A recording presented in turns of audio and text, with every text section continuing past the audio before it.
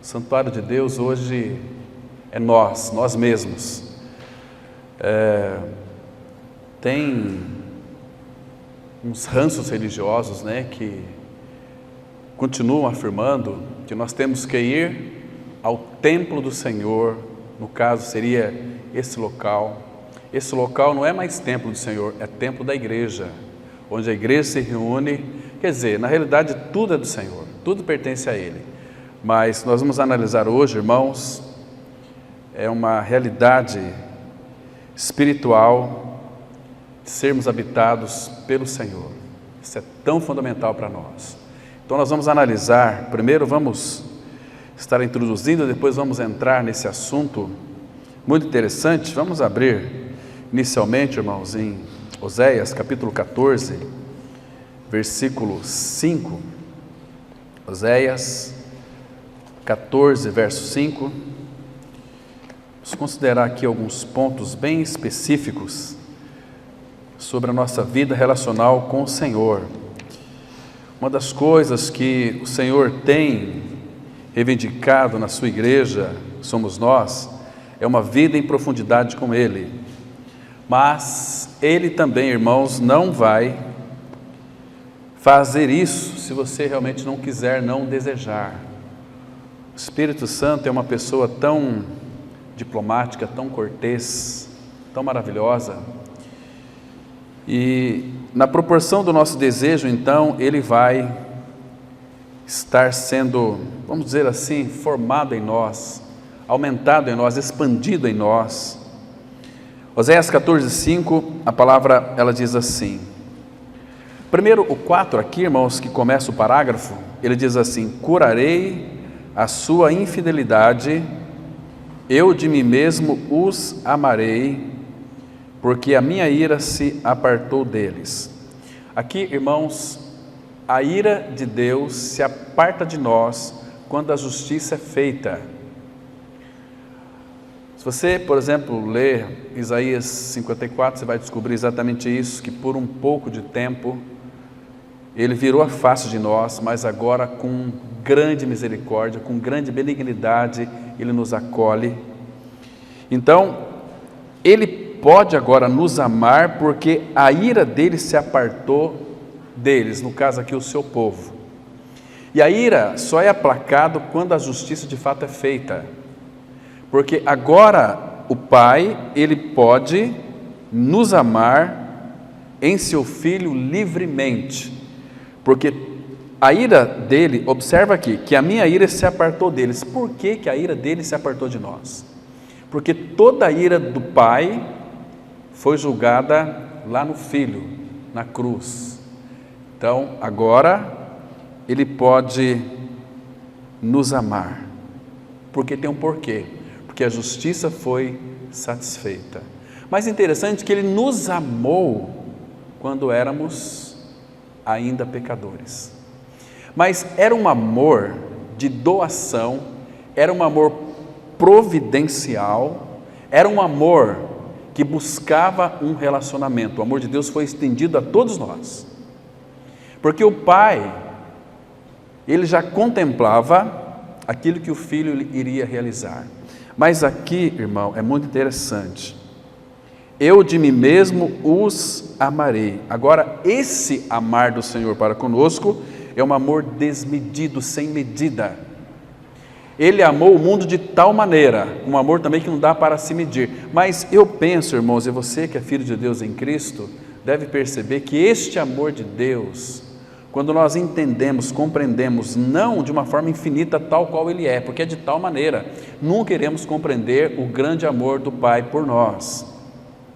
Mas nós sabemos que somos amados, sabemos que este amor do Pai é um amor verdadeiro, que levou Ele até as últimas consequências para nos obter, a ponto dele dizer o seguinte, fazendo umas reiterações: eu de mim mesmo os amarei, porque a minha ira se apartou dele, se apartou de nós, a justiça foi feita. E agora ele diz assim, irmãos, aqui é promessa. Eu quero introduzir aqui com esse texto para mostrar depois o quanto que nós temos em Cristo Jesus, como santuário de Deus. Ele diz assim: serei para Israel como orvalho. Essa palavra aqui, orvalho, é a própria presença do Senhor em nós. Serei para com Israel como orvalho. Ele florescerá como o lírio, ele florescerá como o lírio. Então, irmãos, esse florescer nosso do lírio refere-se à nossa vida terrena. Lembra que tanto Pedro como Isaías vai dizer que o povo é erva e que nós crescemos de manhã e à tarde nós murchamos, acabou-se. Essa é a nossa vida aqui na terra. Ele presta atenção aqui, que ele florescerá como lírio. Mas é estranho agora, né, irmão? E diz o seguinte: e lançará as suas raízes como o cedro do Líbano. Então essa é a nossa vida com o Senhor. Da terra para cima é lírio, mas de uma vida em profundidade com o Senhor, somos o cedro. Cedro, ele vai buscar água nas profundezas da terra, ilustrando assim que o Senhor deseja que tenhamos com Ele uma vida em profundidade. Irmãos, você sabe, eu também sei, que a cristandade de hoje tem algumas fraquezas que são muito sérias, seríssimas, mas nenhuma maior do que a nossa falta de profundidade e de conhecimento de Cristo. Hoje as pessoas conhecem Cristo superficialmente. Qualquer vento de doutrina as arrasta. Não há são como lírios, mas um lírio que não tem profundidade, que é como o cedro do Líbano. Nós conhecemos muitas coisas, irmãos. Conhecemos doutrinas, ensinos, conhecemos sistemas teológicos.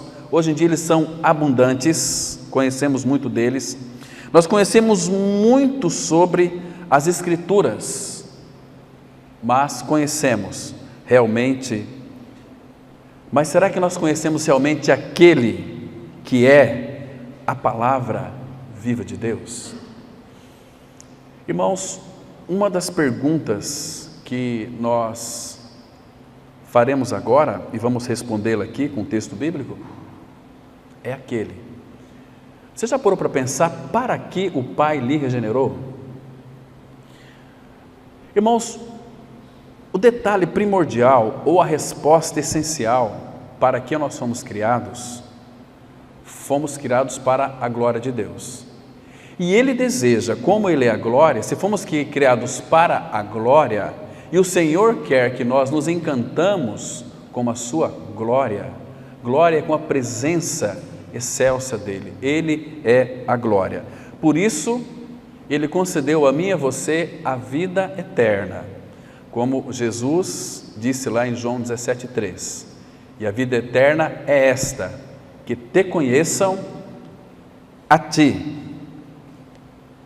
o único Deus verdadeiro, e a Jesus Cristo, a quem enviaste.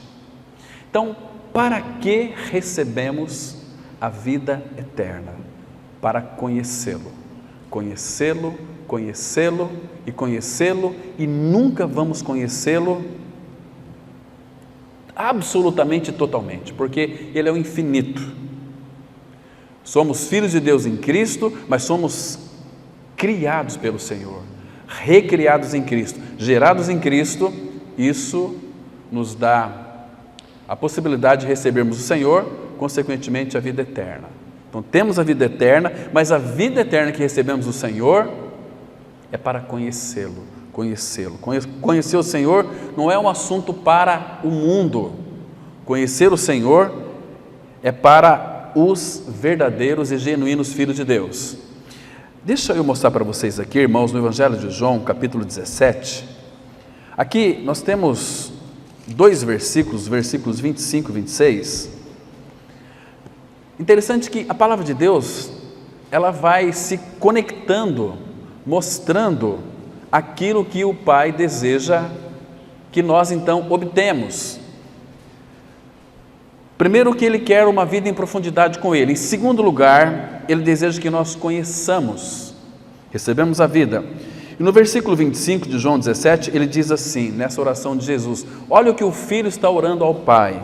Pai justo, o mundo não te conheceu. Irmãos, nunca é interesse do mundo conhecer o Senhor. O mundo tem os seus prazeres, tem algo mais importante para poder fazer. Então, não te conheceu, eu porém te conheci, e também estes compreenderam que tu me enviaste. Agora, observa aqui, irmãos. Os discípulos compreenderam que o Pai havia enviado o Filho para eles, para que então Ele revelasse o Pai. Agora, Jesus está dizendo aqui no verso 26, eu lhes fiz conhecer o teu nome. O teu nome aqui é a tua pessoa. Então, vocês observam que Jesus também deu a conhecer ao Pai de uma forma também fragmentada. Eu queria que você prestasse bem atenção nesse versículo 26. Eu lhes fiz conhecer. Então, quando que foi que Jesus então fez conhecer? Lá em Lucas 24, vocês se lembram que Jesus o tempo todo falava da sua obra que Ele iria realizar em Jerusalém. Porque era o desejo do Pai obter em nós um santuário, um lar, onde Ele pudesse então fazer morada, descansar, né? Então Jesus diz o seguinte, ali em Lucas 24, 45, Jesus abriu o entendimento deles, para que eles então compreendessem as Escrituras, e ali foi revelado a eles o Evangelho da Graça. Não está escrito, começando por Moisés, pelos profetas, na lei, tudo o que a seu respeito constava. Então abriu o entendimento para que eles compreendessem as Escrituras e pelas Escrituras conhecessem o Pai e o Filho. E aí uma coisa aqui é interessante, eu lhe fiz conhecer o teu nome e ainda o farei conhecer. Esse o farei conhecer está dizendo o seguinte, vocês vão crescer conhecendo-me, a fim de que o amor com que me amaste esteja neles e eu neles esteja. Primeira salvação e depois crescimento da salvação. Irmão, eu creio piamente, do mais profundo do meu coração, que é um direito divino de todo regenerado, sem sombra de dúvida, ter um caminhar profundo e íntimo com a pessoa de Jesus Cristo. Se, irmãos, nós não temos uma vida de profundidade com Ele, devemos buscar aos pés dEle uma vida em profundidade, porque isso é que Ele deseja da sua igreja, de cada um de nós. Isso aqui, esse conhecimento profundo, este aqui, irmãos, não é somente para os teólogos e eruditos, é para a igreja, para o povo que Ele comprou, que Ele adquiriu. Deus quer que até o mais simples cristão o conheça de uma forma profundamente, porque, irmão, quando conhecemos o seu nome, nós sabemos como Ele agirá sempre. Lembra lá do Salmo 91, 14, que ele diz assim, referindo-se ao Filho, claro que é para nós também, porque a mim se apegou, Salmo 91, 14, porque a mim se apegou com amor, eu o livrá-lo-ei, pô-lo-ei a salvo, porque conhece o meu nome. Claro que essa é uma profecia a respeito de Cristo. Jesus conheceu o Pai, ele buscava o Pai, tinha relacionamento com o Pai, até que foi desvendado, porque ele sabia de onde que veio e para onde ele voltava. Mas Jesus era um homem que tinha que aprender. Jesus leu todo o Antigo Testamento e é duro você saber que tudo está escrito é a teu respeito, queria cumprir-se nele. Imagina só, irmãos. Então, porque a mim se apegou com amor, eu o livrarei, Pô-lo-ei a salvo porque conhece o meu nome. E a consequência de nós conhecermos o nome refere-se à pessoa do Pai, significa que o Senhor será sempre o nosso livramento. Porque logo no versículo 15 do Salmo 91, ele diz assim: Ele me invocará e eu lhe responderei. Na sua angústia eu estarei com ele. Livrá-lo-ei, eu o glorificarei. Percebe, irmãos? Então, aqui revela de uma forma muito clara que quando nós conhecemos o Senhor, nós vamos saber como Ele vai agir nas nossas dificuldades, nos problemas, nas tribulações, que muitas vezes Ele permite.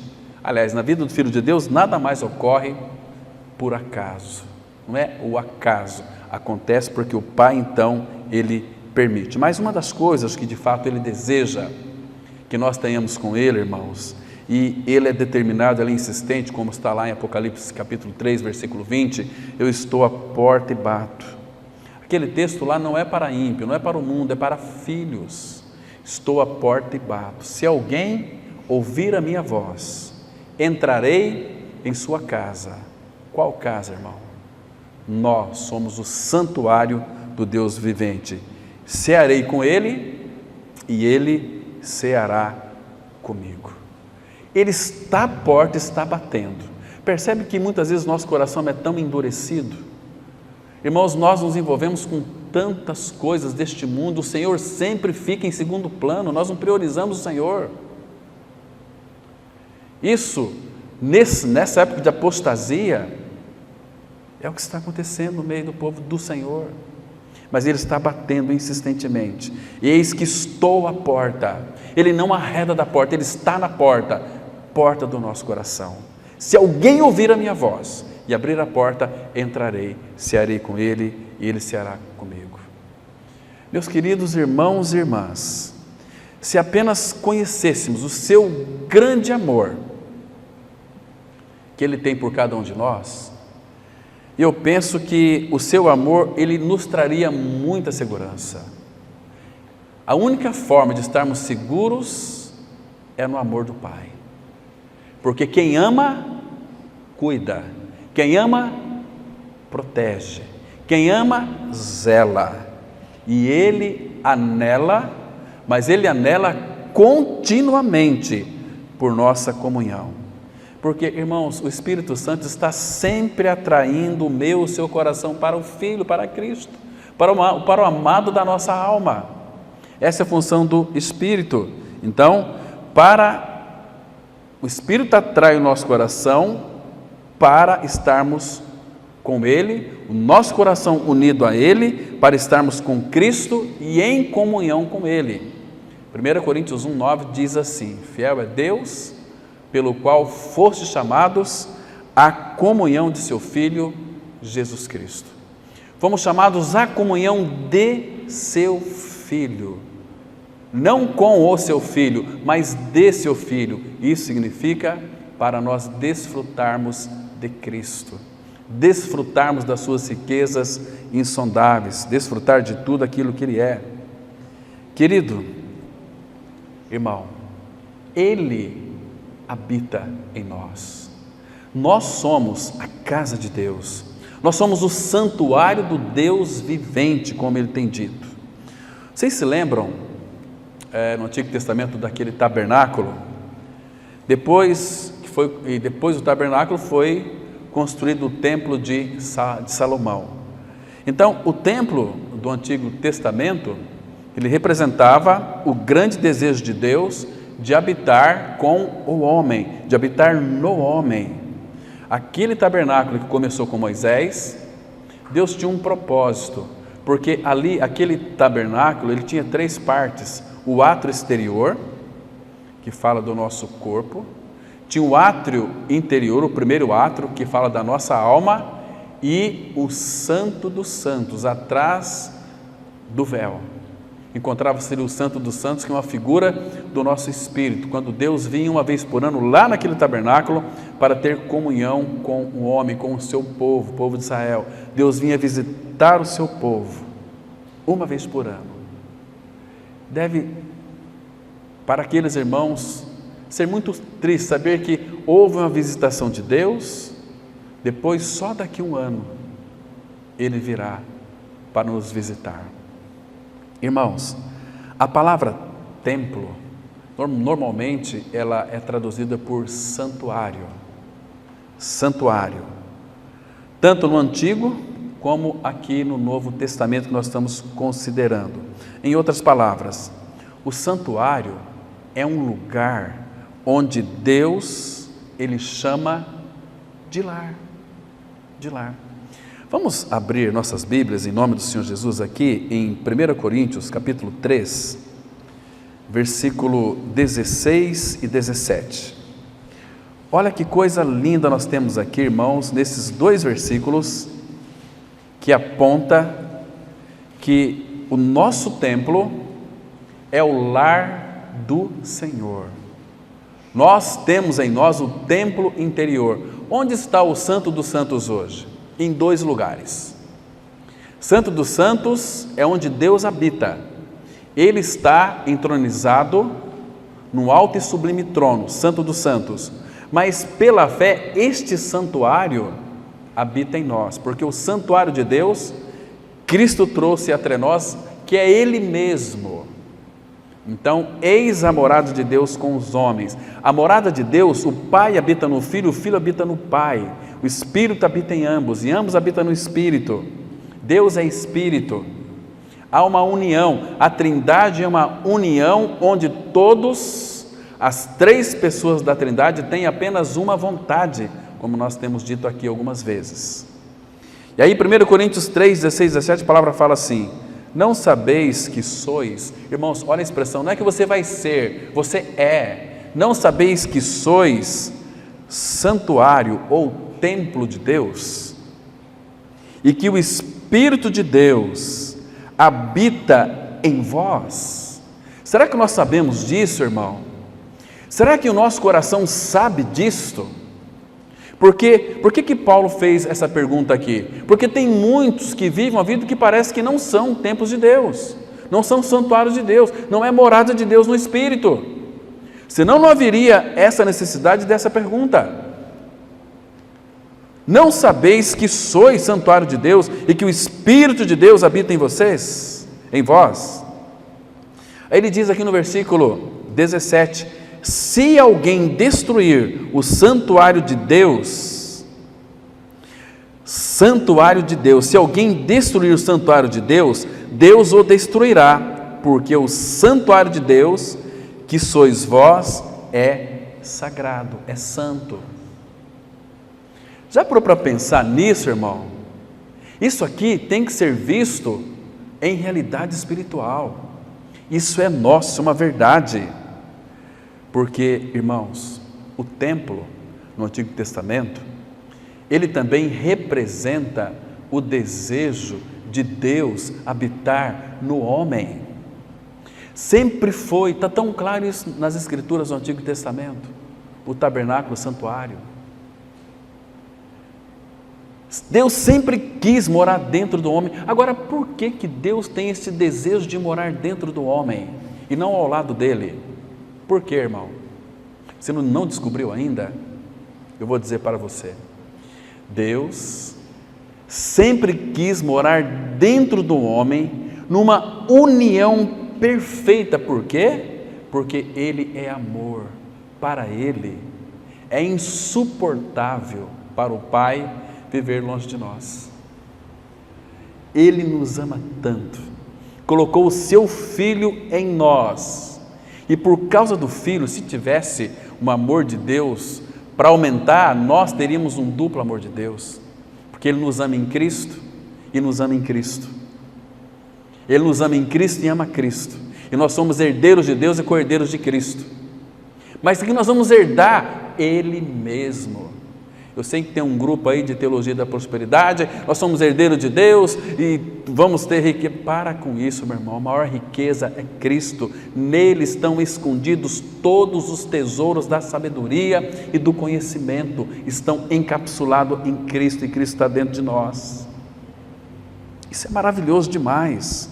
Então, lá no Antigo Testamento, o templo era o lugar do encontro de Deus com o homem. Agora, não se esqueça que eu e você somos templo de Deus. No Antigo Testamento, o templo, literalmente o templo, o tabernáculo e o templo de Salomão, era o lugar do encontro de Deus com o homem. Mas hoje nós somos o templo do Espírito, o templo de Deus. Já parou para pensar nessa realidade?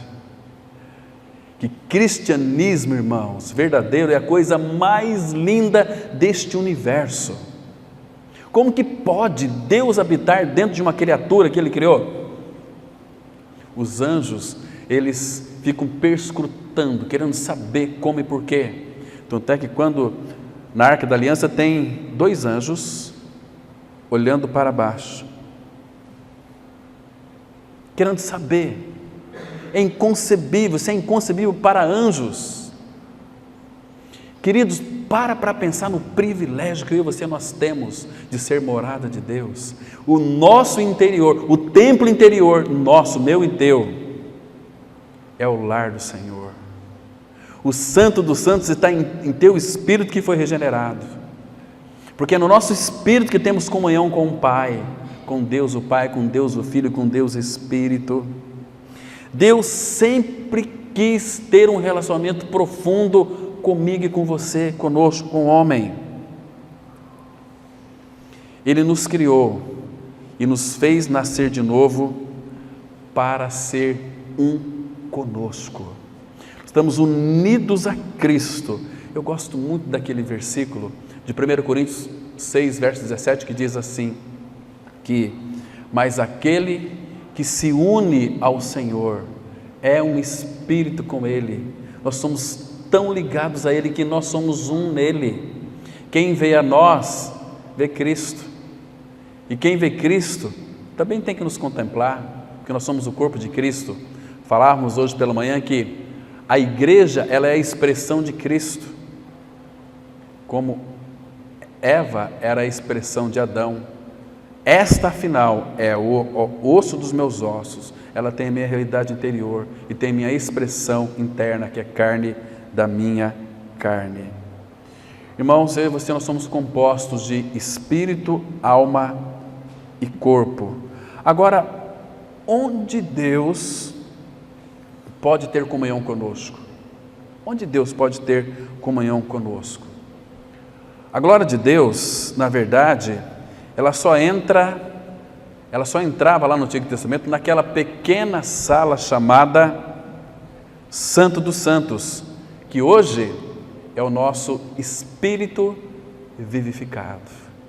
Não há outro local. Então, dentro de nós, se Ele faz morada em nós, há um lugar chamado Santo dos Santos. Por que Santo dos Santos? Santo dos Santos, porque é morada de Deus Pai, de Deus Filho e de Deus Espírito Santo. Cristo, a obra quem executou foi o próprio Senhor. 1 Coríntios capítulo 15, versículo 45, ele disse assim, pois assim está escrito, o primeiro homem, Adão, foi feito alma vivente. O último Adão, que é Cristo, porém, é espírito vivificante. Ou, em outras palavras, é espírito que traz vida para dentro do nosso espírito. Assim está lá no original, irmãos. Então, profundamente, dentro de nós há um maravilhoso santuário interior da alma, um lugar santo e mais profundo ainda, há dentro de nós um centro divino, uma voz que fala, a qual podemos voltar continuamente, que é o nosso espírito, o Santo dos Santos, onde nós temos comunhão com Deus, o Pai. Abram comigo, por favor, aqui em Hebreus, capítulo 10, a partir do versículo 19. Olha que linda palavra nós encontramos aqui, irmãos. Hebreus, capítulo 10, versículo 19, vamos ler até o versículo 22. Hebreus 10, 19 até o 22. Assim está escrito a palavra do Senhor. Primeiro, veja aqui, irmão, se você é filho, ele diz assim: tendo, pois, irmãos, intrepidez ou ousadia para entrar no Santo dos Santos pelo sangue de Jesus. Esse é o verso 19. Então vamos aqui analisar um aspecto que é fundamental. É para nós não termos assim um constrangimento, devemos ter a palavra constrangimento no original significa aquele que nos impulsiona para frente. Quando diz lá, 2 Coríntios 5,14, o amor de Cristo nos constrange. O amor de Cristo, a palavra constrange no original significa, o amor de Cristo nos impulsiona para frente. Está me compreendendo? Então, é para nós termos intrepidez, ousadia, para entrar no Santo dos Santos. Mas, queridos, se o Santo dos Santos está em nós, como vamos entrar no Santo dos Santos? Pela fé, o nosso espírito vivificado é o lugar da habitação de Deus, que nós temos comunhão com Deus, o Pai. Mas então, irmãos, nós somos chamados a buscar o Senhor no Santo dos Santos. Por isso que aquela mulher, Madame Guyon, dizia o seguinte: vá conhecer o Cristo que habita no seu interior. Irmãos, nós somos santuários de Deus no Espírito. O Espírito de Deus habita em nós. O Espírito Santo, 1 Coríntios 6,19, habita em nós. E o Espírito do Cristo glorificado habita em nós. Gálatas 4,6. E porque vós sois filhos, enviou Deus ao vosso coração o Espírito de seu Filho que clama: Abba, Pai. Então a Trindade habita em nós. Irmãos, como que nós devemos andar então, sendo habitado pela Trindade? Devemos andar de uma forma desleixada, relaxada? Não, irmão. Nós temos que pedir ao Pai essa revelação, que somos habitados pela Trindade. O que nós precisamos mais? Nada, irmãos. Então, entramos com intrepidez pelo sangue de Jesus. Agora, versículo 20: pelo novo e vivo caminho que Ele nos consagrou pelo véu, isto é, pela sua carne. Irmãos, aqui tem um novo e vivo caminho. Vivo caminho porque Cristo é vivo. Ele diz: eu sou o caminho. Vivo caminho. Porque aqui aparece um novo caminho. Porque aquele caminho que dava acesso à árvore da vida, ele foi fechado. Deus revestiu Adão e Eva com peles de animais e os expulsou do paraíso. A nossa história começa fora do paraíso. Então, para que o homem não voltasse, tomasse do fruto da árvore da vida e comesse, seria um pecador eterno, sem salvação mais, Deus fechou o caminho da árvore da vida e colocou anjos com espadas reluzentes para que o homem não voltasse lá naquela árvore e comesse da árvore da vida. Mas depois de muitos anos nós estamos vendo aqui Jesus dizendo, aqui o Espírito dizendo, Jesus diz que Ele é o caminho, pelo novo e vivo caminho que Ele nos consagrou, pelo véu, isto é, pela sua carne, pela obra que Cristo fez na cruz. Então nós podemos agora tomar dele e comer ele em realidade espiritual. Quando lá em Mateus 26, versículo 26, na última ceia dos discípulos, antes dele ir para a cruz, ele partiu o pão e disse a seus discípulos: agora vocês podem tomar e comer, porque isto é meu corpo que é dado por vós. Vocês farão isso em memória de mim, sempre. Agora eles poderiam estender a mão e pegar o pão e comer em realidade espiritual o próprio Senhor. Nós não cremos que o pão que nós alimentamos da mesa do Senhor e o cálice seja literalmente o corpo e sangue de Cristo, porque não é, mas em realidade espiritual é. Porque quando Jesus pegou aquele pão, disse a seus discípulos: tomai e comei dele, isto é o meu corpo que é dado por vós. Que coisa linda, irmãos. Então, esse caminho novo e vivo foi aberto, Ele nos consagrou pelo véu, pela sua carne. Aí ele diz o seguinte aqui, verso 21, e tendo grande sacerdote sobre a casa de Deus. Qual é o grande sacerdote sobre a casa de Deus? Se você observar aqui, irmãos, deixa aqui em Hebreus mesmo, marcado, volta lá para o capítulo 2, capítulo 3, aliás, nós temos um sacerdote sobre a casa de Deus. Agora você tem que descobrir qual é a casa de Deus, irmãos. Nós somos a casa de Deus, nós somos habitação de Deus no Espírito, nós somos santuário de Deus, somos casa de Deus.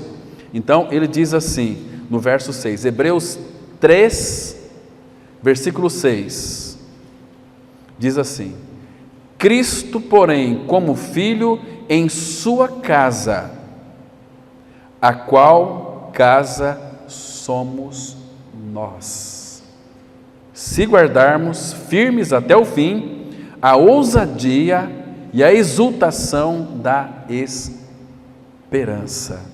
Então, amados, nós temos um grande sacerdote sobre a casa de Deus. Pronto. E esse sacerdote, ele intercede por nós, ele nos supre em tudo, mas não é gostoso para o nosso coração sabermos disso? Que Cristo, porém, como Filho em sua casa, qual que é a casa de Cristo? A qual casa somos nós. Que coisa mais preciosa. E o versículo 22, novamente ele diz assim: aproximemo-nos, acheguemo-nos, com sincero coração, em plena certeza de fé, tendo o coração purificado de má consciência e lavado o corpo com água pura. Essa água pura é a palavra. A palavra, a água aqui é uma figura da palavra, segundo a Bíblia. Então, irmãos, graças ao Senhor. Agora um detalhe interessante, e é interessante também dizer que no Antigo Testamento, vocês se lembram que Moisés ele subiu para encontrar-se com Deus, estar ali na presença de Deus. Vocês se lembram quanto tempo Moisés passou ali? 40 dias e 40 noites. Quando Moisés desceu com as tábuas da lei, quando o povo viu aquela figura de Moisés descendo já próximo, o que eles contemplaram? Como que estava a face de Moisés? Ela resplandecia, ela brilhava. É muito interessante. Então, abra ali comigo, irmãos, para a gente verificar a importância de sermos santuário de Deus. Em Êxodo, capítulo 34, vamos ler os versículos 29 e 30, lá no Antigo Testamento. Êxodo, capítulo 34, os versículos 29 e 30. Aqui vai mostrar aquele ato, aquela vez que Moisés, na primeira vez que ele desceu ali daquele monte, onde ele passou ali 40 dias no Monte Sinai, falando com o Senhor. Então, Êxodo 34, 29, a palavra fala assim: quando desceu Moisés do Monte Sinai, tendo nas mãos as 2 tábuas do testemunho, sim, quando desceu do monte, não sabia Moisés que a pele do seu rosto resplandecia, depois de haver Deus falado com ele. E o 30 diz assim: olhando Arão e todos os filhos de Israel para Moisés, eis que resplandecia a pele do seu rosto, e temeram chegar-se a ele. Agora, olha o 35. Assim, pois, viam os filhos de Israel o rosto de Moisés, viam que a pele do seu rosto resplandecia, porém Moisés cobria de novo o rosto com véu, até entrar a falar com ele novamente. Deixa eu colocar para vocês aqui algo interessante. Irmãos, por que, vamos responder essa pergunta aqui, por que a face de Moisés resplandecia? Porque ele subia lá na presença do Senhor, e a presença do Senhor não era uma presença total de Deus, era fragmentada. Então, Moisés contemplou então ao Senhor, mas esse Senhor que Moisés contemplou, foi aquele mesmo Senhor que ele também contemplou lá no Monte da Transfiguração, em Mateus capítulo 17, quando Jesus rasgou a sua carne, abriu a sua carne, e eles viram a sua glória como do unigênito do Pai. João escreveu isso Pedro também escreveu isso, que eles não apenas viram, mas eles apalparam com respeito ao verbo da vida. Então, quando Moisés subiu naquele monte, contemplou ali a face do Senhor, quando o Senhor falou com ele, o seu rosto resplandeceu. Ele ficou lá 40 dias e 40 noites, sem comer, sem beber. Diante do Senhor, irmãos, não temos necessidade de nada, absolutamente nada. Para Moisés era um privilégio tão maravilhoso estar diante do Senhor. Irmãos, nós vamos ver aqui hoje como que o apóstolo interpretou essa cena para nós, essa cena de glória. Muito interessante. Então, Paulo chamou isso de glória incandescente. Nós vamos ver o texto já, que na língua original significa brilho, significa esplendor, magnificência, excelência e também significa beleza. Palavra muito interessante. E tem muitas raízes, irmãos, no hebraico. Agora, a glória de Deus brilhava ou era, vamos dizer assim, expressa na face de Moisés.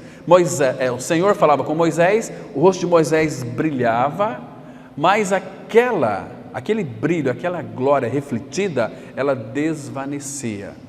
O apóstolo Paulo vai tratar com isso, porque o apóstolo Paulo, ele era um perito do Antigo Testamento, e quando ele encontrou com o Senhor, então tudo foi revelado para Paulo. Então Paulo agora podia encontrar amor, graça e misericórdia na lei. Que coisa interessante, irmãos. E nós não anulamos a lei, né? Mas nós morremos para a lei para viver para o Senhor, percebe? Agora, queridos, a glória de Deus brilhava, ou vamos dizer assim, esse brilho era expresso na face de Moisés, sempre que Moisés então encontrava com o Senhor, porque o Senhor não vivia permanentemente ali com Moisés. Agora, essa glória, ela desaparecia da sua face depois de um período de tempo. Vamos ver como é que Paulo interpreta isso para nós. Abra lá em 2 Coríntios, capítulo 3. Vamos ler inicialmente aqui o versículo 3. 2 Coríntios 3, verso 13. Então, Paulo agora, claro que regenerado, havia ganhado uma experiência com o Senhor, ele pôde então entender da parte do Senhor por revelação que Cristo havia atraído ele no seu corpo, crucificado, levado ele à morte, e que Paulo então ganhou a vida nova, a vida de Cristo pela ressurreição com o Senhor. Ele vai dizer isso em muitos textos da palavra de Deus. Aqui em 2 Coríntios 3,13 ele disse assim: e não somos como Moisés, que punha o véu sobre a face, para que o filho de Israel não atentasse na terminação do que se desvanecia. Então, irmãos, o que Paulo está querendo dizer para nós aqui? Que nós não somos como Moisés, porque Moisés, ele punha o véu sobre a face, para não ver aquela terminação daquela glória que desvanecia. Porque, irmãos, a glória naquela época ali, na face de Moisés, era uma glória temporária, ela ia embora, né? Agora, um detalhe que nos chama muito a nossa atenção aqui, veja que Paulo fala aqui no versículo 10 e 11, lembra, irmão, que quando Deus falava com Moisés, aquele facho de luz, de beleza, brilhava na sua face, o povo ficava assustado. Agora, querido, no tabernáculo, no Santo dos Santos, quando Moisés terminou o tabernáculo, ninguém podia entrar, porque a glória do Senhor preencheu aquele local. Agora, observa aqui, irmãos, por favor, eu quero que vocês compreendam isso, irmão, e que vocês, irmãos, não fiquem com negligência, mas vá buscar mais luz diante do Senhor para compreender isso. Isso é importante para a vida de vocês, importantíssimo, fundamental. O que o Senhor fez conosco, naquele tempo o tabernáculo tinha glória, tinha lei, mas tinha a sua glória. Agora, olha o versículo 10, aqui, irmão, presta atenção. Versículo 10, Diz assim a palavra: porquanto, na verdade, o que outrora foi glorificado, presta atenção, o que outrora foi glorificado teve a sua glória, né? Neste respeito, já não resplandece diante da atual sobre excelente glória. Presta atenção aqui, irmão. Se naquele tempo, o tabernáculo, quando ele foi feito, foi enchido de glória, e quando Deus falava com o homem, Moisés, o rosto dele resplandecia, mas era uma glória que desvanecia. Agora, queridos, olha o que ele está dizendo aqui: porquanto, na verdade, o que outrora foi glorificado neste respeito, já não resplandece diante da atual sobre excelente glória. Agora, olha o 11, irmão. Por quê?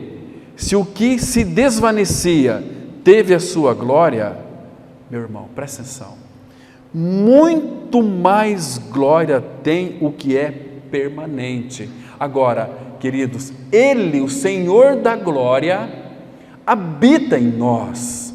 O Espírito do Cristo glorificado habita em nós. Ele é a glória, é o Pai da glória. Você já parou para pensar o que você tem dentro aí do seu coração?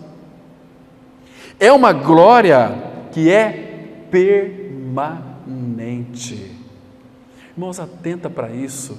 Veja que Senhor maravilhoso nós temos. Veja o que Ele fez por nós, irmãos. Irmãos, a lei lá no Antigo Testamento era a lei externa. Agora, a lei está escrita em nosso coração, irmão. Quando Jerusalém foi tomada pelos babilônicos por vontade do Senhor, porque o povo se rebelou, eles foram lá e arrasaram Jerusalém. Eles destruíram a cidade, queimaram todos os muros, ela ficou um caos. Jeremias, contemplando ali aquela destruição parado, chegou Baruque. Jeremias contemplando, Baruque disse assim para Jeremias: Jeremias, acabou Jerusalém, foi destruída, será que ela vai ser erguida? Então Jeremias respondeu para ele: ela vai ser erguida, mas agora no coração dos homens, não mais externamente, mas internamente, porque aquele que é o legislador e cumpridor da lei veio para residir dentro de nós. Porque se alguém destruir o santuário de Deus, que sois vós, Deus também o destruirá, porque o santuário de Deus, que sois vós, é sagrado, e quem toca em nós, toca na menina dos seus olhos. Porque quem toca em nós, quem toca na igreja, toca, irmão, no próprio Filho de Deus, Cristo. Imagina só. Você vê, irmãos, quão tremendo é isto, quão maravilhoso é isso para nós, a sua igreja. A lei para nós, irmãos, entenda uma coisa, não é mais um conjunto de regras externas que estão escritas em tábuas de pedra. Não é, essa lei foi escrita agora em nosso coração, todas elas foram cumpridas também por uma pessoa que veio habitar em nós. Agora é a vida da pessoa que habita em nós. Antes dele ir para a cruz, ele cumpriu a lei e os profetas e veio habitar dentro de nós. Vamos ler um texto aqui muito interessante. Abra em Gálatas 2, versículo 19. Gálatas, capítulo 2, verso 19. Olha que interessante aqui, irmãos. Diz assim a palavra do Senhor. Olha o que Paulo está dizendo, que experiência linda. Ele escreveu isso porque era a experiência dele, e o Espírito quer que seja a nossa também. Ele disse assim: porque eu, mediante a própria lei, morri para a lei. Irmão, se você morreu para a lei, você está morto para a lei. A lei faz muita exigência para o homem. Tanto é que Gálatas vai dizer que quem não cumpre os mandamentos, a lei, é maldito, está debaixo de maldição. Mas nós morremos para a lei. A lei, irmãos, a lei é de Deus, ela não pode ser anulada. Nós exaltamos a lei, mas a Bíblia traz a informação de que nós morremos para a lei. Para qual finalidade? A fim de viver para Deus. Morremos para a lei, a fim de viver para Deus. A lei foi cumprida em nós quando Cristo morreu, porque Ele cumpriu tudo para nós. E aí Paulo vai dizer: estou crucificado com Cristo. Estou crucificado com Cristo. Logo já não sou eu quem vive, mas Cristo vive em mim. Irmão, lembra que o Filho, quando se fez carne, Cristo, Ele viveu uma vida na total e absoluta dependência de Deus, o Pai. Nós é a mesma coisa, nós morremos, irmãos, para o pecado, para nós mesmos, para o nosso egocentrismo, para viver para Deus, porque não é mais eu, é Cristo. Então, Cristo é minha vida, Ele é o meu Senhor, Ele é o meu Rei, e tudo aquilo que Ele pedir de mim, eu farei, mas na pessoa dEle, na suficiência dEle. Quando eu faço tudo errado. Então, e esse viver que agora tenho na carne, eu vivo pela fé do Filho de Deus. Nem fé eu tenho. Eu vivo pela fé do Filho, porque Ele é o autor e o consumador da fé, que me amou e a si mesmo se entregou por mim. Que coisa linda, irmão. Que coisa preciosa. Nós hoje temos dentro de nós uma sobreexcelente glória que é permanente, que não vai mais embora. Se você verdadeiramente creu, você precisa de saber que você é santuário de Deus no Espírito e que o Espírito de Deus habita dentro de você. E que o nome dele seja glorificado, irmãos. Amém. Vamos ter uma palavra de oração.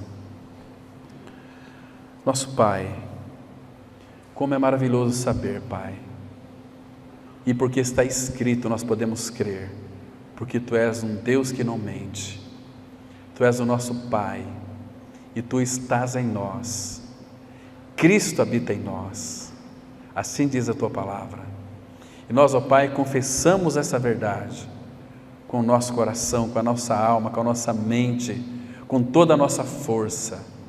Pai, pedimos ao Senhor que Tu nos dê esta revelação, Pai, para que possamos contemplar aquilo que já nos foi dado, aquilo que nós já temos.